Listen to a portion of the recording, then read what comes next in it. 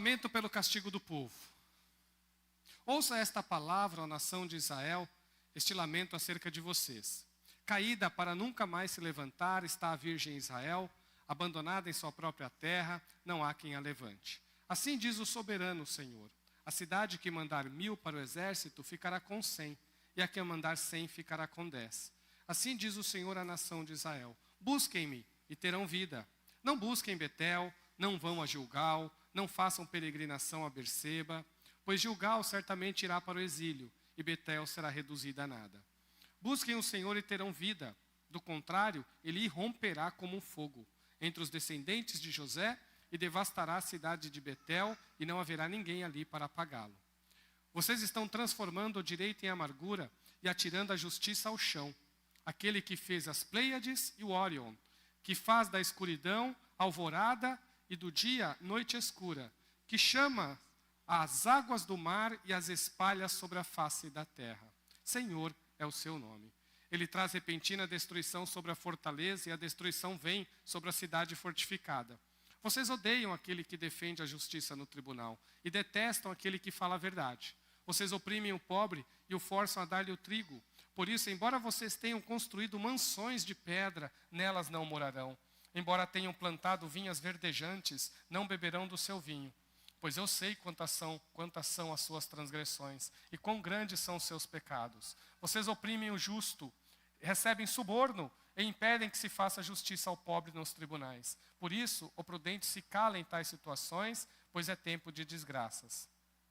Busquem o bem e não o mal, para que tenha vida. Então o Senhor, o Deus dos exércitos, estará com vocês, conforme vocês afirmam. Odeiem o mal, amem o bem, estabeleçam a justiça nos tribunais. Talvez o Senhor, o Deus dos exércitos, tenha misericórdia do remanescente de José.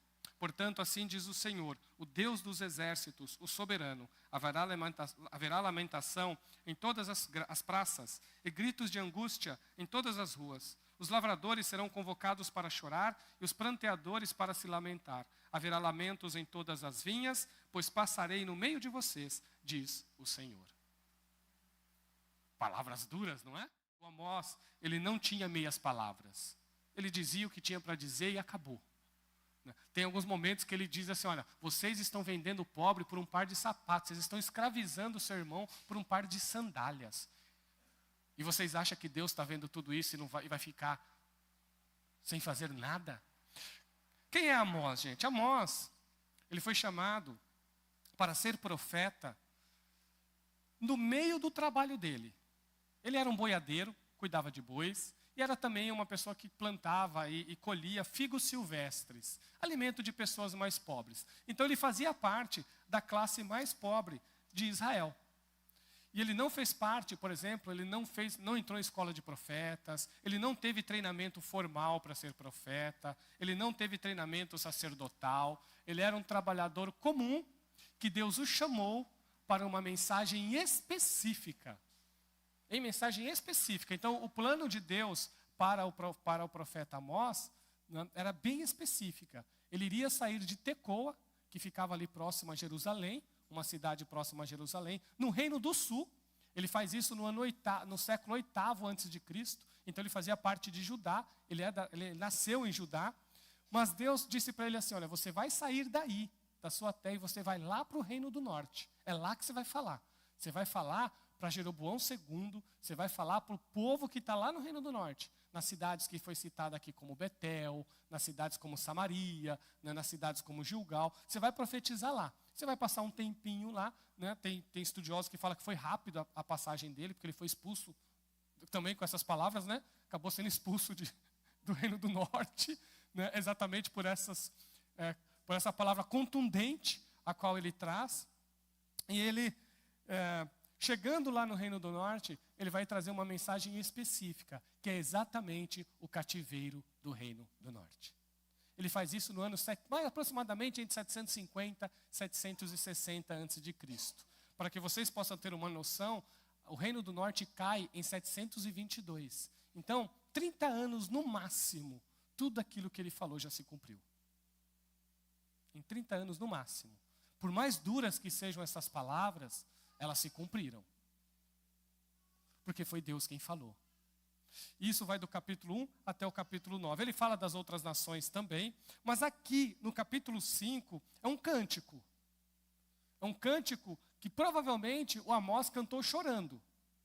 Vocês viram as palavras que foram ditas aqui no capítulo 5. Então, provavelmente, Amós cantou vamos dizer assim, esse cântico, né, de lamento, né, em lágrimas. Porque ele estava exatamente dizendo, olha como ele inicia. Ouça as palavras, ó nação de Israel, este lamento acerca de vocês. Caída para nunca mais se levantar está a Virgem Israel. Virgem jovem que ainda não se casou. Então ele está dizendo assim, uma nação jovem, que ainda tinha muito pela frente, né, vai sofrer exatamente porque desobedeceu à aliança de Deus. Ele vai citar aqui as razões do cativeiro. E aí ela continua, abandonada em sua própria terra, não há quem a levante. Assim diz o Senhor, a cidade que mandar 1000 para o exército ficará com 100, e a que mandar 100 ficará com 10. Teve um estudioso, quando eu estava fazendo a pesquisa aqui, que ele foi muito mais enérgico. Ele foi fazer uma pesquisa lá no hebraico, aqui no capítulo 3, e ele suspeita que está falando de uma cidade só, e não de duas. Ele falou, a construção do texto dá a entender que é uma cidade só. Então, aí piora mais, porque está dizendo assim, mandou 100, sobrou 10. Depois mandou os 10, sobrou 1. Aí já deu 99% de perda. Se são duas cidades, deu 90, né? Aqui mandou 100, ficou com 10, aqui mandou 10, ficou com 1. Mas ele suspeita que seria a mesma cidade, que aí aumenta ainda, a destruição é mais drástica, né? Você mandou 100, sobrou 10, depois acabou enviando esses outros 10, que eram os únicos que tinha, aí sobrou só 1. Então de 100 ficou com 1. De qualquer forma, se a construção que ele faz aqui, se a interpretação que ele traz está correta, não deixa, dos dois termos, sendo duas cidades ou uma, não deixa de ser algo terrível para a nação de Israel. Então, do 1 ao 3, ele está trazendo exatamente a lamentação do fim da nação. Ele vai dizer a mesma coisa lá no final, do 16 ao 17, que diz assim, portanto, assim diz o Senhor, o Deus dos exércitos, o soberano, haverá lamentação em todas as praças, e gritos de angústia em todas as ruas. Os lavradores serão convocados para chorar, e os pranteadores para se lamentar. Haverá lamentos em todas as vinhas, pois passarei no meio de vocês, diz o Senhor. Irmãos, tem um filósofo, o nome dele é Epicuro. Ele tem uma frase que, é claro, para ele dizer isso aqui, ele não conhece o Deus bíblico. Talvez ele conhece algumas versões de Deus que foram apresentadas para ele. Ele traz uma ideia dentro do campo da lógica, do campo da razão, que até hoje os ateus usam como referência para defender o ateísmo. Ele diz assim, ou Deus quer abolir o mal e não pode, ou ele pode, mas não quer. Ou ele não pode e não quer. Se ele quer, mas não pode, ele é impotente. Se ele pode e não quer, ele é cruel. Mas, se Deus tanto pode quanto quer abolir o mal, como pode haver maldade no mundo? Né? É claro que ao expressar essa lógica, que parece perfeita, né, mas aqui a gente tem bastante coisa emocional no meio, né, dessas expressões aqui, tem bastante, muito carregada de emoções, o que o Epicúrio acaba dizendo, né, não representa o Deus que nós conhecemos nas Escrituras. Porque o Deus que nós conhecemos nas Escrituras, ele é um Deus completo. Ele é um Deus que não tem necessidade de nada. E ele é um Deus que tudo, absolutamente tudo, vai ser colocado na balança. Tudo será colocado. Só que a diferença é que o tempo não somos nós quem determinamos. É Ele quem diz. É Ele quem diz o tempo. Sobre a vida, sobre a morte, sobre a prosperidade, sobre a guerra, sobre a paz, sobre a saúde, sobre a doença. É Ele quem decide. Os tempos é Deus quem decide. A história está nas mãos dEle. Quando nós lemos aqui, nós estamos falando da nação de Israel, do povo dele. Do povo dele. Que foi uma profecia dizendo assim, olha, vocês vão cair e vocês não vão mais se levantar. Palavra muito dura. para a nação de Israel, para o Reino do Norte. O Reino do Norte, gente, ele surge através de uma rebelião. E é uma das coisas que eu sempre falo para os irmãos sobre o perigo, né, de divisão. Quando nós olhamos as Escrituras, uma das coisas mais perigosas, e parece que é muito comum acontecer isso em algumas igrejas, é a divisão que ocorre nelas. O Reino do Norte, quando ele cai pela Síria, ele nunca mais volta. Quem volta é Judá. Judá levado para a Babilônia, Judá que tem promessa de retorno. O Reino do Norte não teve promessa de retorno. Tanto que está aqui, olha, caída para nunca mais se levantar. O que Deus falou para o Reino do Norte foi o seguinte: vocês já começaram errado, porque vocês se dividiram. Vocês se rebelaram contra o rei e formaram um novo reino. Esse novo reino, fruto de uma divisão. Esse novo reino, fruto de pecado. Esse novo reino, fruto de rebelião.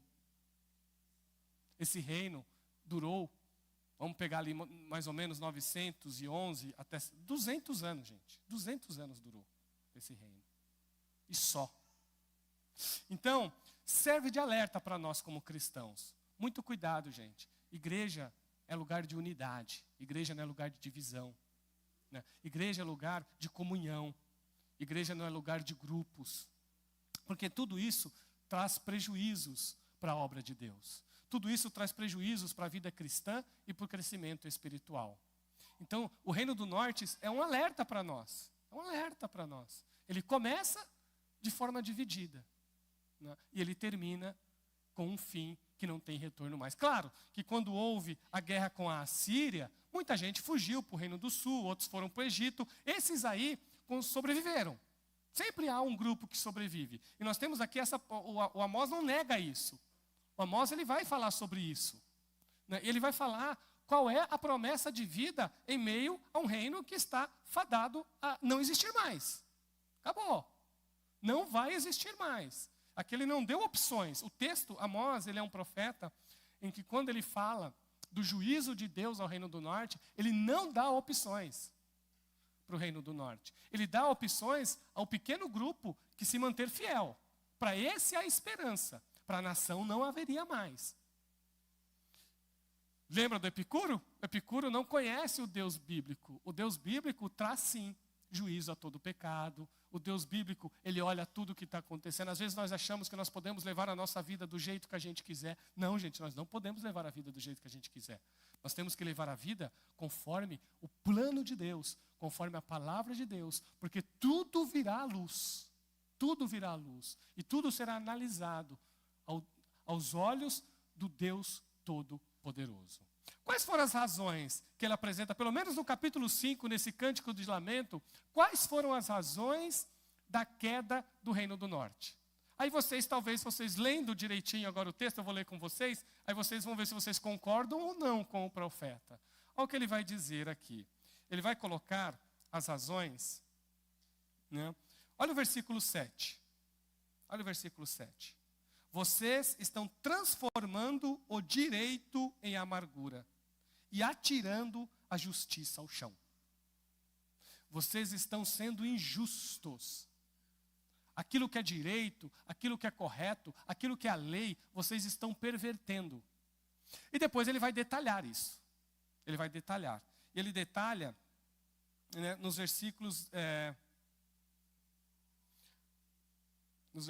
7 a 13. Vamos lá. 10 a 13. Está assim. Vocês odeiam aquele que defende a justiça no tribunal.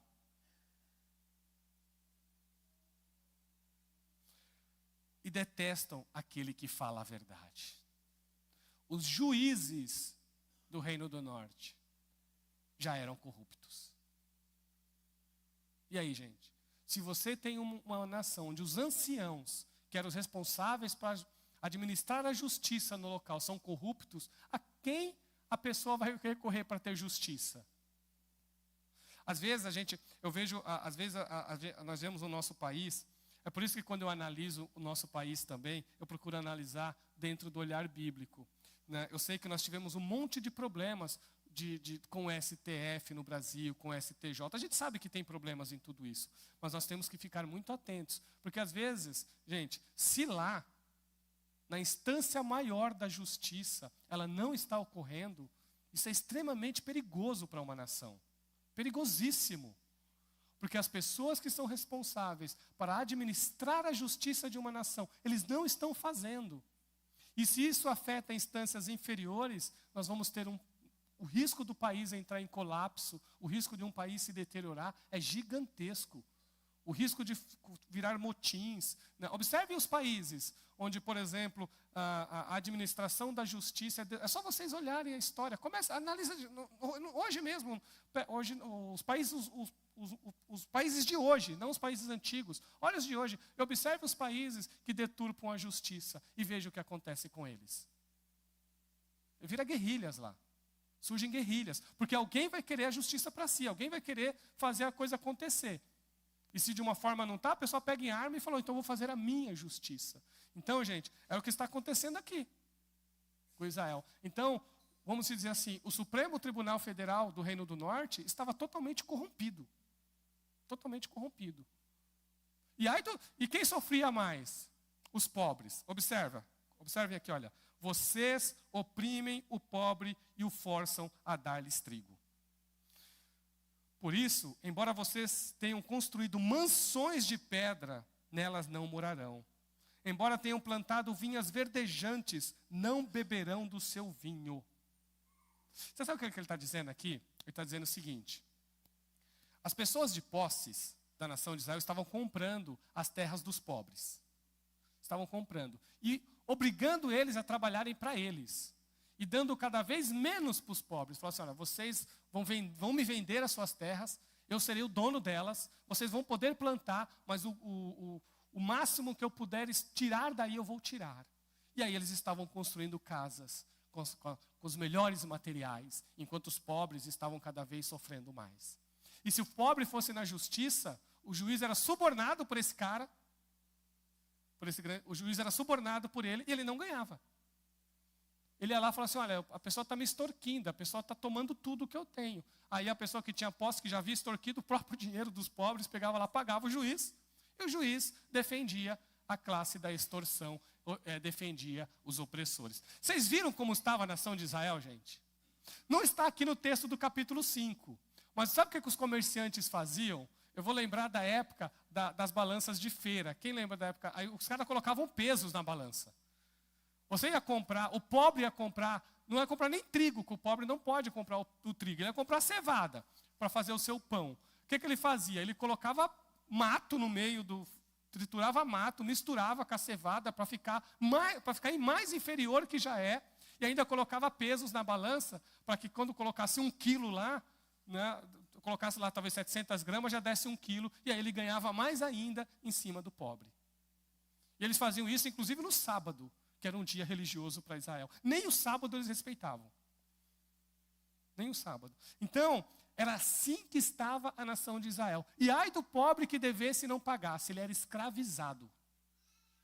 Agora vocês entendem por que a nação, o Reino do Norte, estava sofrendo o juízo divino? Então não era uma coisa pequena, gente, era uma coisa grande. Então, o Amós saiu do Reino do Sul. Ele saiu do Reino do Sul. Ele saiu do país dele para ir profetizar lá entre os irmãos dele do norte. E tudo isso que eu disse para vocês, ele coloca no livro dele, ele coloca no texto que ele escreve. Ele faz essa profecia para a nação de Israel. Só que ele não mede as palavras, ele diz mesmo, olha, vocês estão plantando vinhas verdejantes, mas vocês não vão beber o seu vinho. Pois eu sei, se referindo a Deus, ele está falando aqui em nome de Deus, pois eu sei quantos são as suas transgressões e quão grandes são os seus pecados. Olha, vocês oprimem o justo, recebem suborno, e impedem que se faça justiça ao pobre nos tribunais. Pois por isso o prudente se cala em tais situações. O que você faz a não ser se calar diante de tudo isso? Não tinha mais o que fazer. Se você fosse lá e falasse, você corria riscos. Tanto que quem correu riscos foi o profeta. Para vocês terem ideia, gente, um falso profeta, trabalhando para Jeroboão II, que era o rei do Reino do Norte, ele chega para Jeroboão e fala assim, Jeroboão, é o seguinte, ó, tem um cara do Reino do Sul aí, o Amós, que ele está profetizando, ele está dizendo que a nossa nação vai acabar. E olha que era um período próspero, tá, gente? Quem foram os profetas de Jeroboão? Nesse período profetizou Miqueias. O Jonas profetiza nesse período, só que Jonas vai lá para Nínive. O Jonas é do mesmo período, só que Jonas não prega, né, lá, ele prega em Nínive, né, numa cidade estrangeira. Mas são todos contemporâneos do Amós. Todos eles são contemporâneos do Amós. Então, o período do Jeroboão foi um período próspero. Então, ninguém imaginava, não fazia parte do imaginário da nação que eles seriam levados cativos para a Síria, que eles seriam destruídos pelos assírios. Só que essa prosperidade, ela estava em quem? Na mão de poucos, né? Na mão dos opressores. E o que o Amós está dizendo assim? Olha, se vocês estão achando que vocês não vão desfrutar da riqueza que oprime, da riqueza injusta, se vocês estão achando que vão desfrutar de uma riqueza que está gerando morte às pessoas mais pobres, vocês estão errados. Isso não vai acontecer. Porque vocês estão sendo levados, vocês vão cair e vocês não vão mais se levantar. Porque vocês oprimem, vocês recebem suborno, vocês não fazem justiça, vocês impedem que se faça justiça ao pobre. Irmãos, eu não sou um defensor da teologia da libertação, mas eu não posso negar que quando os defensores dessa teologia dão uma ênfase ao pobre, não tem como a gente negar que a Bíblia também não dê essa ênfase. O grande problema da teologia da libertação, ela se torna exclusivista ao pobre. Aí não dá. Não dá para ser exclusivo ao pobre. O amor de Deus não está só nos pobres, está em todas as pessoas. Deus, ele ama todas as pessoas. Jesus morreu por todas as pessoas. Jesus não morreu para os pobres, morreu para todas as pessoas. Porque quem estava perdido não era o pobre, quem estava perdido era a humanidade inteira. Mas eu não posso deixar de negar que existe sim um olhar de Deus diferenciado acerca dos pobres, das viúvas, dos estrangeiros, dos órfãos. Há um cuidado de Deus a essas pessoas, e não é porque elas vamos dizer assim, elas têm um carinho diferenciado de Deus, um amor diferenciado. Não é isso. É porque a necessidade é maior. Quando você tira do pobre, ele deixa de comer. Quando você tira do rico, ele só perde um pouco da sua riqueza. Quando você tira do pobre, aquilo é o alimento dele. Aquilo pode gerar morte na família, pode trazer doenças. Então, a Bíblia, quando a Bíblia ela é enfática acerca das pessoas mais pobres, é exatamente isso. É por causa que eles precisam mais. Né? Eles são mais carentes. Né? Alguém tem que intervir em favor deles. E é o que acontece aqui. Deus intervém em favor das pessoas mais pobres de Israel. Então, nós estamos falando de um texto de juízo. É um texto de juízo. Mas existe esperança aqui? Claro que existe esperança, gente. Mas antes de entrar na questão da esperança, deixa eu dizer o que Jesus também já chorou sobre Israel, sobre Jerusalém. Tem um momento que Jesus chora e ele diz assim: Jerusalém, Jerusalém, que matas os profetas e apedrejas os que te foram enviados. Quantas vezes que eu reunir os teus filhos, como a galinha ajunta os seus pintinhos debaixo das asas, e vós não o quiseste. Eis que a vossa casa ficará deserta. Então Jesus também chorou. Jesus também profetizou que o Jerusalém seria destruída pelos romanos. Olha aí, gente. Olha aí. E foi o que aconteceu. Jerusalém sobra até hoje só o Muro das Lamentações. O Muro das Lamentações é a única coisa que sobrou de Jerusalém quando os romanos a atacaram no ano 70, que foi o fim do templo. Então, irmãos, Deus, ele nos ama. Deus, ele cuida de nós. Deus, ele está ao nosso lado. Mas Deus olha todas as coisas. E injustiças, como diz aqui o Epicuro, achando que Deus, vendo a injustiça e não fazia porque Deus era impotente, não, gente. É que tudo tem um tempo. Tudo tem um tempo diante de Deus. Hoje nós vivemos, é o que a gente costuma dizer, eu já escutei isso muito quando era novo convertido, nós vivemos no tempo da graça. Então vamos aproveitar o tempo da graça, vamos servir a Jesus, vamos se entregar a Jesus. Porque um dia Jesus vem, ele vem para julgar. Então, o tempo está determinado, há um tempo para isso. Há um tempo para o juízo, o julgamento. Hoje, as portas da igreja estão abertas para as pessoas que querem Jesus. Mas um dia elas se fecharão. E aí, o mesmo que aconteceu com Israel, vai acontecer com a humanidade impenitente, com a humanidade que não se rendeu aos pés de Jesus. Ela vai cair e não vai mais se levantar. Esse é o Jesus que nós servimos. Não há injustiça que ele não olhe. Não há pecado que ele não leve em consideração. É por isso, irmãos, quando nós erramos, nós vamos rapidamente aos pés de Jesus, buscar a misericórdia dele, clamar pelo amor dele e se arrepender.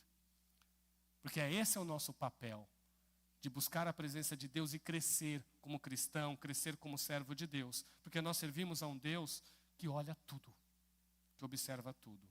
Então, os profetas, eles eram mensageiros de Deus. Eles pregavam arrependimento. O Amós não fez isso aqui nesse texto. Não, ele não fez isso, mas eles pregam arrependimento. Pelo menos não nesse texto.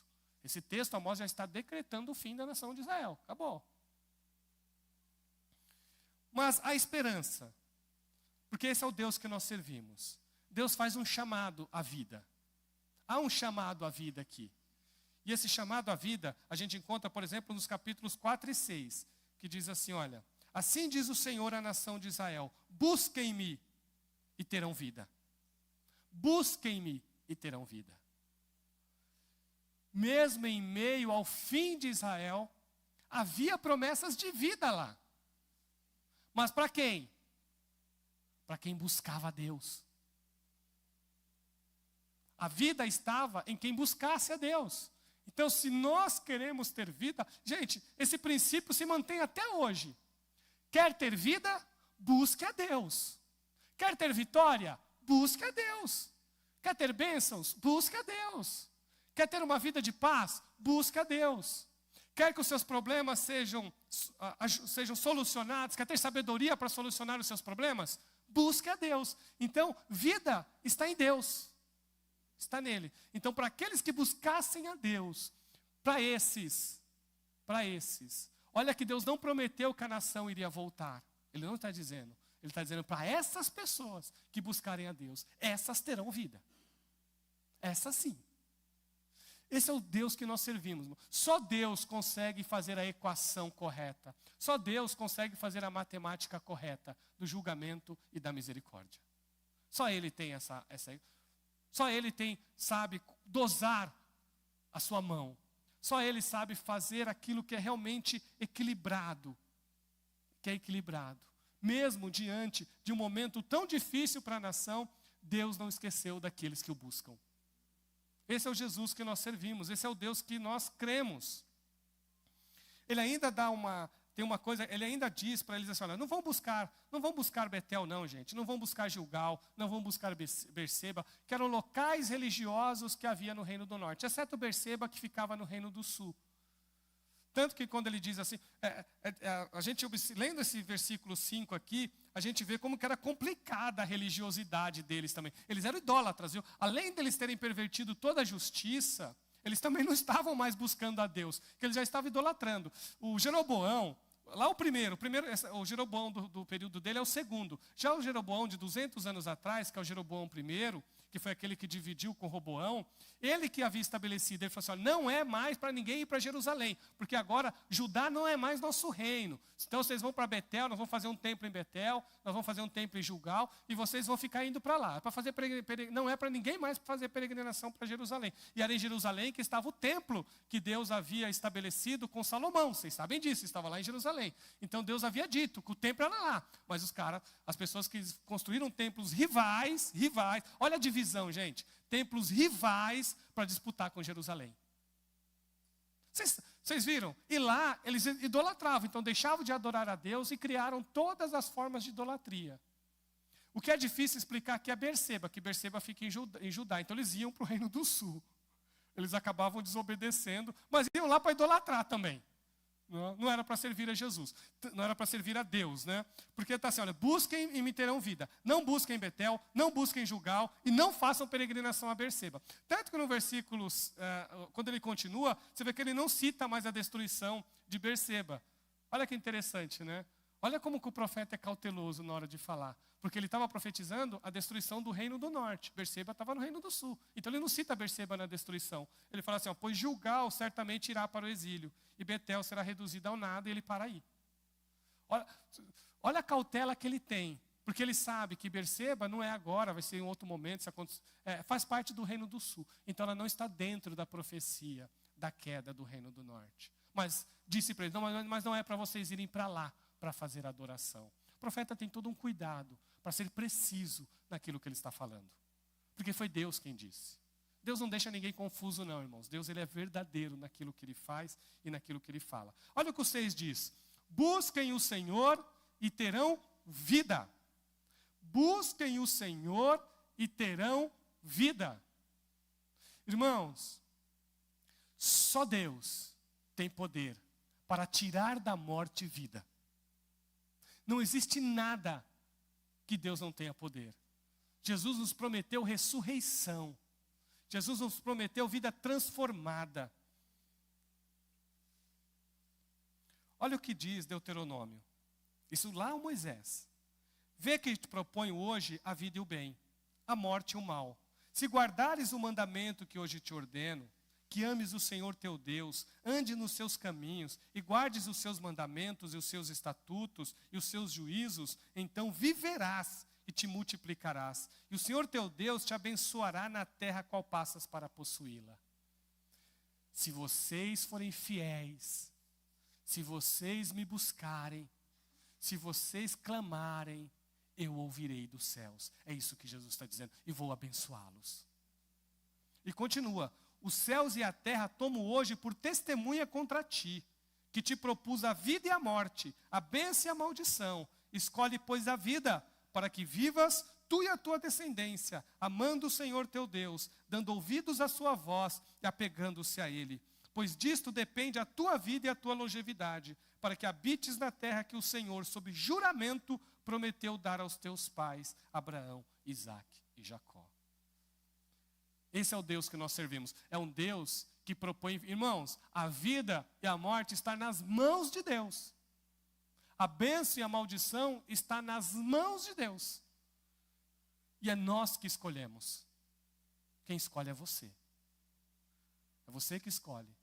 A vida ou a morte. A bênção ou a maldição. Como que nós vivemos? O que é importante para nós?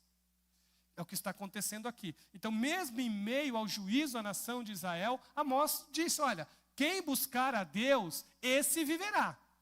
Quem buscar a Deus, esse terá uma nova oportunidade. Esse terá uma oportunidade de viver.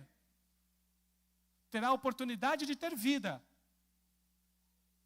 Em meio ao colapso da terra. E no meio do texto, vocês viram que eu fiquei colocando de cima para baixo, né? Teve uma razão para isso, tá? É que o texto ele foi construído assim, né? Mas aí eu não vou entrar no detalhe agora, uma outra hora eu passo para vocês. Quem estudou comigo na pós-graduação, lembra do quiasmo? Vocês lembram do quiasmo? Que é a leitura onde ele vai juntando os textos, vai pegando pedaços, vai juntando, e ele faz o núcleo no meio. É isso assim que está construindo o capítulo 5. Ele vai construindo os termos, o primeiro e o último ele iguala, o segundo e o penúltimo ele iguala, o terceiro ele iguala, e no meio ele coloca o núcleo daquilo que ele apresenta. Foi isso que o Amós fez na hora de escrever. É um recurso literário. Então lá no centro, no meio do que ele está dizendo, tem um hino a Deus. Que é ali o coração do lamento. É um lamento, mas em meio ao lamento há um hino a Deus. Em meio ao lamento, em meio ao choro, há uma expressão sobre Deus. E está lá nos versículos 8 e 9. E eu vou terminar nesses versículos aqui. Que diz assim. Deixa eu achar o versículo. Aqui, ó. Aquele que fez as Pleiades e o Órion. Que faz da escuridão a alvorada. E do dia a noite escura. Que chama as águas do mar e as espalha sobre a face da terra. Senhor é o seu nome. Ele traz repentina destruição sobre a fortaleza e a destruição vem sobre a cidade fortificada. Então o que ele está dizendo? Um Deus que criou todo o universo. Um Deus que sabe onde estão as constelações, seja de Pleiades, seja de Órion, que eram constelações conhecidas no mundo antigo. Jó cita essas constelações. E ele vai dizer, ele faz da escuridão dia. E faz do dia noite escura. Quem comanda o tempo é Deus. Quem comanda a natureza é Deus. Quem comanda o universo é Deus. E ele está deixando bem claro aqui, que tudo está nas mãos dele. Ele faz da noite dia, mas ele também faz do dia noite. Ele conhece cada estrela no universo. Esse é o Deus que está sendo apresentado aqui para eles. E é esse Deus que a nação de Israel tinha que buscar. O que Jesus disse, gente? Jesus disse assim em João 10:10. Quando eu li para vocês a palavra de Moisés, tem Deuteronômio 30, tá? Em João 10:10 diz assim, vocês conhecem: o ladrão vem somente para roubar, matar e destruir. Eu vim para que tenham vida e a tenham em abundância. O plano de Deus para nós, o projeto de Jesus para nós é de vida. O projeto de Jesus para nós é de vida. Mas a Bíblia, tem que ficar muito claro isso para vocês. A Bíblia não é um livro que está falando somente de vida. A Bíblia também anuncia juízo. A Bíblia também anuncia julgamento. Isso tem que ficar sempre guardado no nosso coração e na nossa mente. Deus, ele é justo. Deus, ele é correto. Deus, ele vamos dizer assim, quais palavras que são usadas aqui? Justiça, equidade são as palavras que são usadas para falar de retidão. São palavras que são usadas para se referir a Deus. Então Deus, ele é justo, ele é reto. Ele é correto em todo o seu proceder. O seu olhar é santo. A sua mão é poderosa. Esse é o Deus que nós servimos. E o plano dele para nós sempre é de vida. Qual é o propósito de Deus para nós? Vida. Vida. É isso. Então, busque a Deus, se arrependa dos seus pecados, busque a Deus, viva a vida debaixo do cuidado e da proteção de Deus, clame a Ele, e Ele vai conceder vida para você. Aos impenitentes, aqueles que não ouvem a voz de Deus, aqueles que querem viver na injustiça, que era o que estava. Vocês viram o tamanho da injustiça aqui? Aí vocês entenderam por que o Amós é duro nas palavras. O Amós é duro nas palavras porque a injustiça era muito grande. Eu não respondi para vocês, eu acabei citando e não respondi para vocês o que disse o falso profeta que estava trabalhando com Jeroboão II. Eu gosto muito dessa frase. Como eu gosto dessa frase? Porque eu vejo coragem em Amós. Amós era tão corajoso, gente, de sair de onde ele estava, da segurança. E foi para um lugar inseguro, porque ele não conhecia ninguém no Reino do Norte, não. E foi lá no meio da insegurança, confiando só no que Deus tinha dito para ele. O cara que trabalhava com o Jeroboão II, é um falso profeta, mas esse estava ali, no palácio. Esse é os caras do palácio. Chegou para o Jeroboão II e disse assim: Jeroboão, manda esse cara embora. Manda ele voltar para a terra dele. Fala, vai profetizar na tua terra. Sabe por quê? Porque a nação não aguenta as suas palavras. Porque a terra não suporta as suas palavras. Tamanha firmeza com que o profeta denunciou o pecado. Mas ele não negou que Deus, ele é misericordioso, que Deus, ele cura, que Deus, ele traz vida e que Deus abençoa. Que palavra, né, gente? A terra não suportará as suas palavras. Inclusive tem um teólogo que eu tenho muito carinho por ele já partiu para o Senhor. Ele escreveu um livro fazendo uma análise de Amós, e ele escolheu esse texto para colocar no título, né? Pesquisa sobre Amós. A terra não suporta as suas palavras. Porque ele era muito firme. Mas onde estava a firmeza do Amós? Estava na defesa da justiça, estava na defesa da honestidade, estava na defesa do que é certo. Era nisso que ele era contundente. Isso é um exemplo para nós. Nós não devemos negociar com a desonestidade, nós não devemos negociar com o mal, mas ser contundente e defender a vida, e defender a verdade, e defender o Evangelho. Que Deus abençoe, irmão, a sua vida, que Deus abençoe a sua vida, irmã. Espero que com essa exposição aqui, vocês tenham conhecido um pouquinho mais de um texto mais obscuro, né? São textos que geralmente não se... Eu tenho esse costume, eu estou em casa lá, falando, não, eu tenho que trazer um texto diferente, para a igreja entender que toda a Bíblia é palavra de Deus. Vamos agradecer a Deus? Senhor, nós te agradecemos, ó Pai, pela exposição da Tua palavra, por aquilo que o Senhor tem falado à Tua igreja, por aquilo que o Senhor tem falado ao Teu povo. Senhor, continua nos fortalecendo, nos ensinando as Escrituras, Senhor, nos orientando a viver conforme a Tua vontade, a viver conforme o Teu querer.